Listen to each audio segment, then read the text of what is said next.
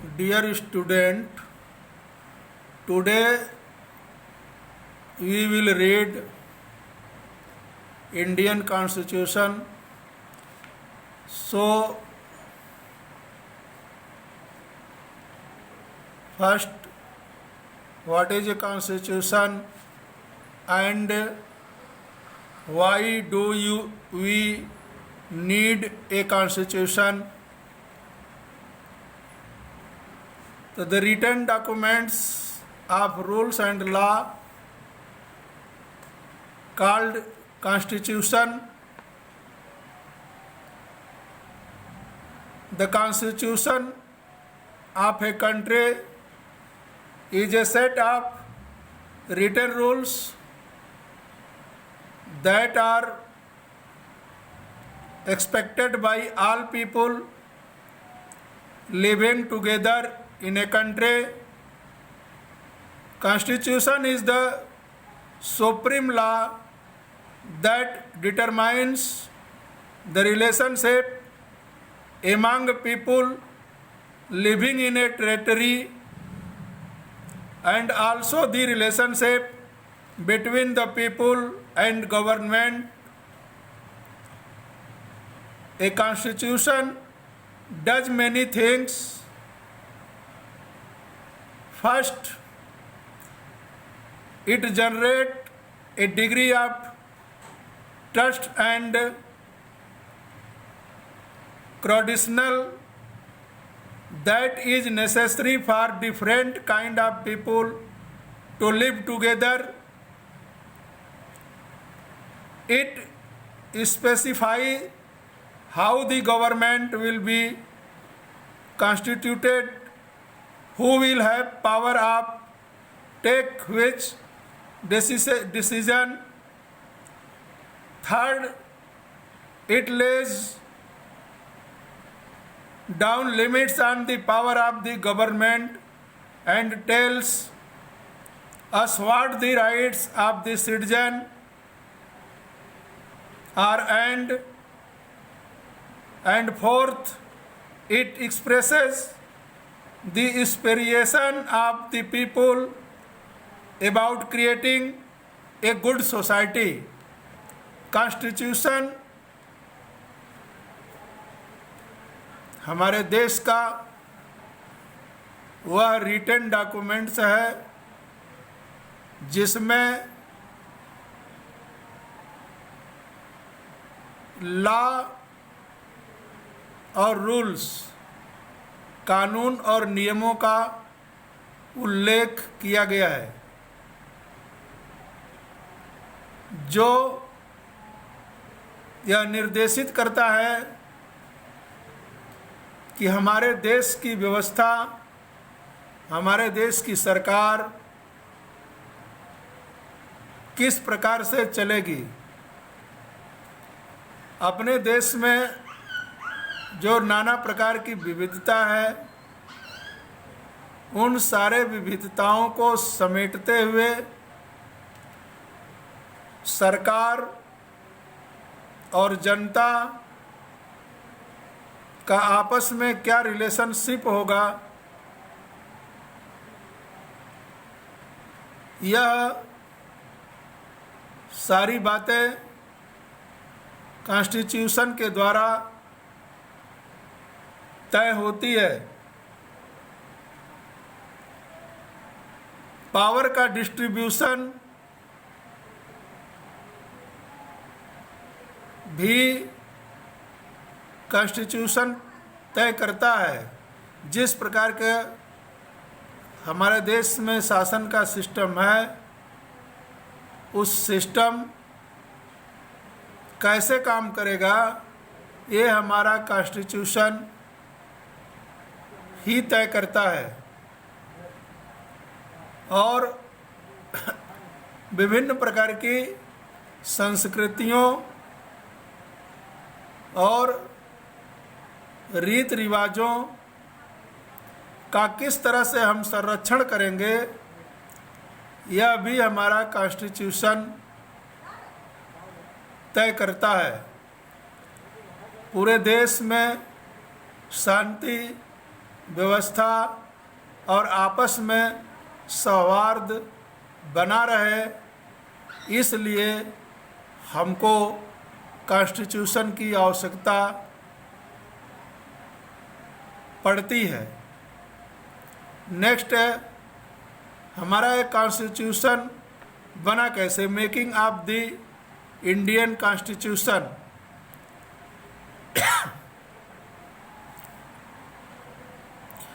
India constitution was also draw up under very difficult.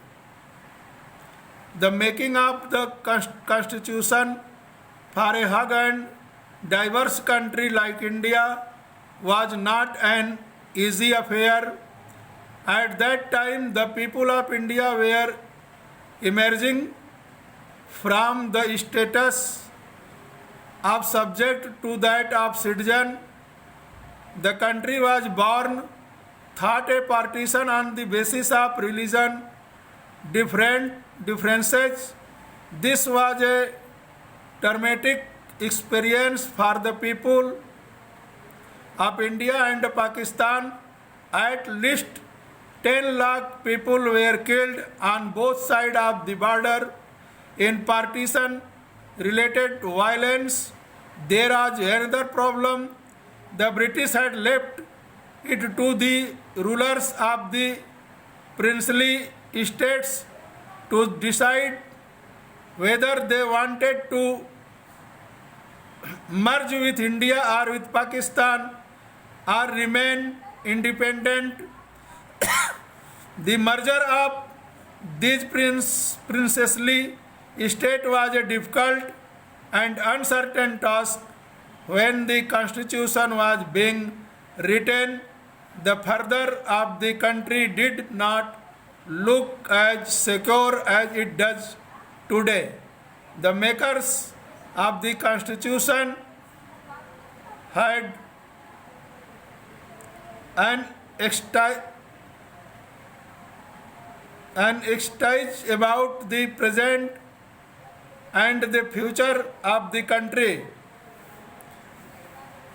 एक very big challenge, एक बहुत बड़ा चैलेंज देश के सामने था अपने कॉन्स्टिट्यूशन डिजाइन करने का, क्योंकि हम सबको पता है 1947 में देश आज़ाद हुआ था, देश का 2 भागों में बंटवारा हो गया था। उस बंटवारे में जो सबसे बड़ी प्रॉब्लम हुई थी, एक बहुत बड़ी जनसंख्या का आदान प्रदान हुआ था और मेनली इंडिया के अंदर जो लोग आए वो लाशों के ढेर के रूप में आए थे। लगभग 10 लाख लोग मारे गए थे उस पार्टीशन में। एक बहुत बड़ी चुनौती थी। दूसरी बहुत बड़ी चुनौती है, इतिहास के अंदर पढ़ा होगा कि जो यहाँ पर प्रिंसेस थे, मीन्स जो राजा थे, रजवाड़े थे, उनको भी अंग्रेज़ों ने फ्री कर दिया था और ये उनको छूट दी थी कि वो कहीं भी अपने को मर्ज कर सकते हैं इंडिया और पाकिस्तान में। तो इंडिया में उतनी 561 छोटी बड़ी सारी रियासतों को मर्जिंग का एक बहुत बड़ा प्रॉब्लम था, चैलेंज था। और इस बीच कॉन्स्टिट्यूशन मेकिंग का चैलेंज था। इन सब चीज़ों को देखते हुए इंडिया का कॉन्स्टिट्यूशन बनाना था। उसके लिए किस प्रकार से काम हुआ उसको हम आगे देखेंगे। पूरे देश से इन सारे कठिनाइयों के बीच, despite all this difficulties, there was one big advantage for the makers of the Indian constitution. Unlike South Africa, they did not have a create a consensus about what a democratic India should look like. Much of this consciousness had evolved during the freedom struggle. Our national movement was not merely a struggle against foreign rules, it was also a struggle to rejuvenate our country and to transform our society and politics.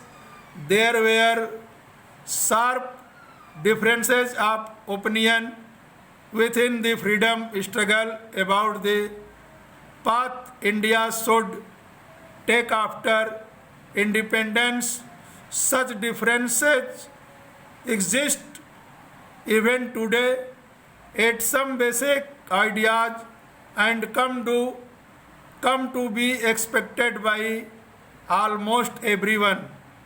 As far back as in 1928, Motilal Nehru and 8 other Congress leaders drafted a constitution for India.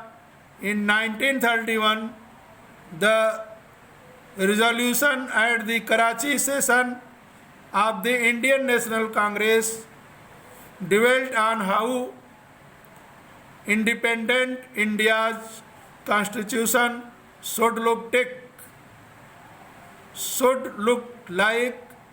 Both these documents were committed to the inclusion of universal adult franchises, right to freedom and equality, and to protesting the right of minorities in the Constitution of Independent India.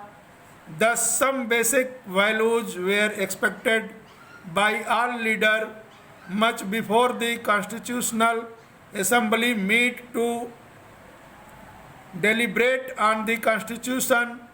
The familiarity with political installation of colonial rule also helped develop and arrange agreement over the institutional design. The British rule had given voting rights only to a few. On that basis, the British had introduced very weak legislature. Elections were held in 1937 to provisional legislature and ministries all over British India. These were not fully democratic government, but the experience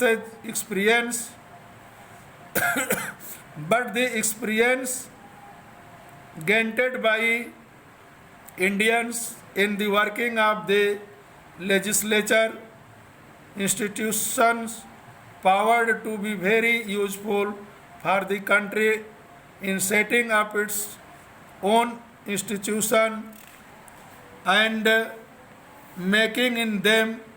That is why the Indian Constitution adopted many institutional detail and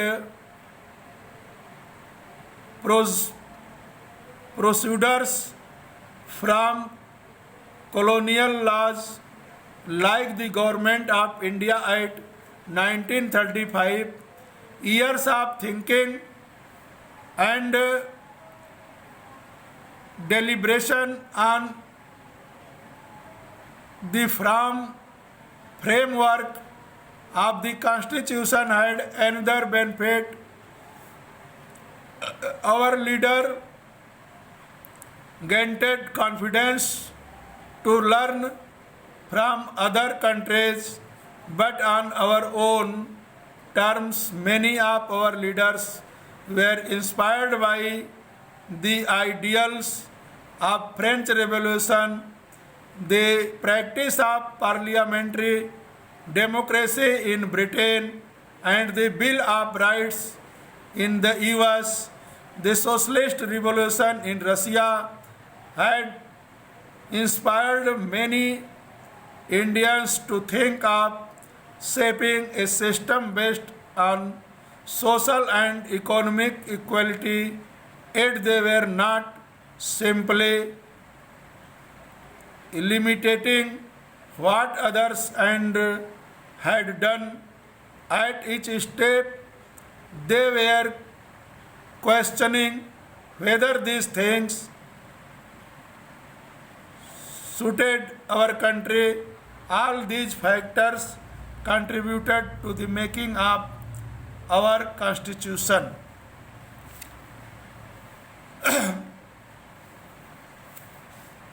इस प्रकार से कई देशों के अच्छे अच्छे विचार, चाहे वो ब्रिटेन के हों, रसिया के हों, अमेरिका से हों, उन सभी देशों की अच्छी अच्छी बातों को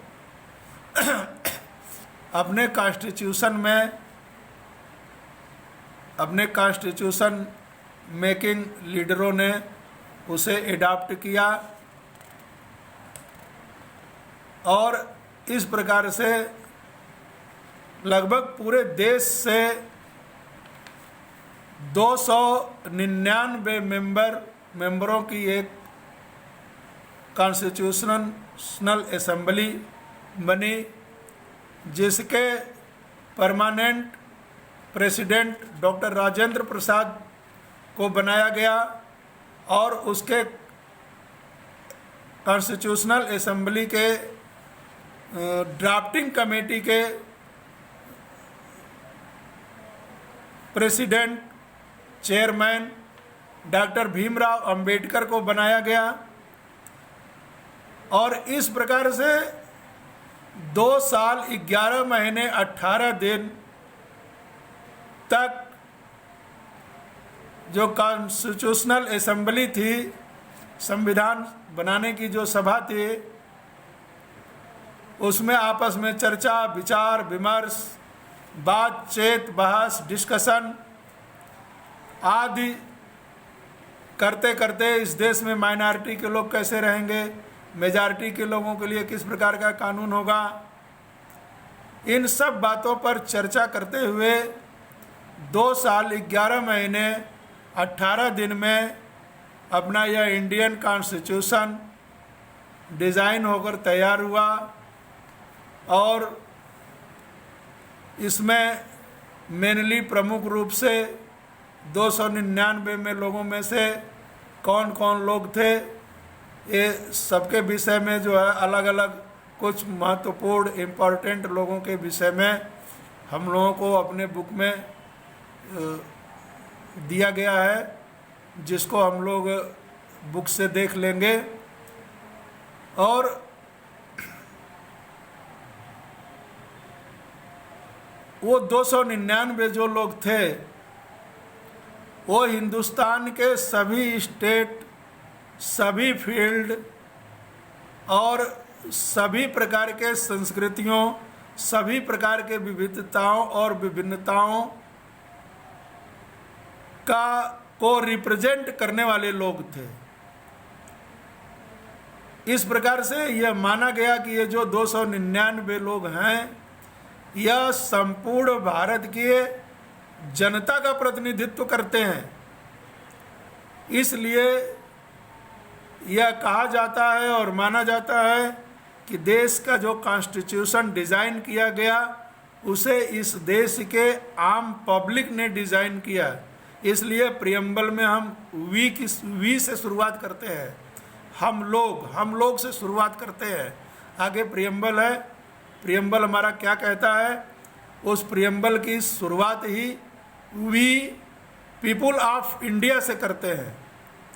और इसीलिए करते हैं कि ये जो 299 लोग जो पूरे देश के विभिन्न क्षेत्रों, विभिन्न विविधताओं, विभिन्नताओं, विभिन्न संस्कृतियों, विभिन्न भाषा, रीत रिवाज और परंपराओं और विभिन्न प्रकार के जो फील्ड हैं, क्षेत्र हैं, विज्ञान का क्षेत्र, कला का क्षेत्र, साहित्य का क्षेत्र, इन सभी क्षेत्रों से लोगों का रिप्रेजेंट हुआ उस कॉन्स्टिट्यूशनल असेंबली में।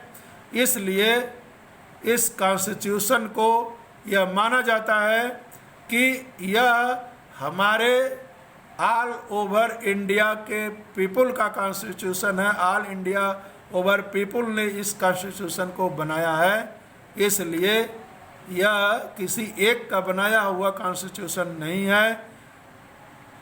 एक सिंबॉलिक के तौर पर, प्रत्यक्ष तौर पर भले कुछ 300 प्रतिनिधियों ने उसमें भाग लिया था, लेकिन वो 300 रिप्रेजेंटेटिव पूरे ऑल इंडिया को रिप्रेजेंट कर रहे थे। इन्हीं बातों के साथ थैंक यू। अगले कंटेंट में पुनः मिलेंगे।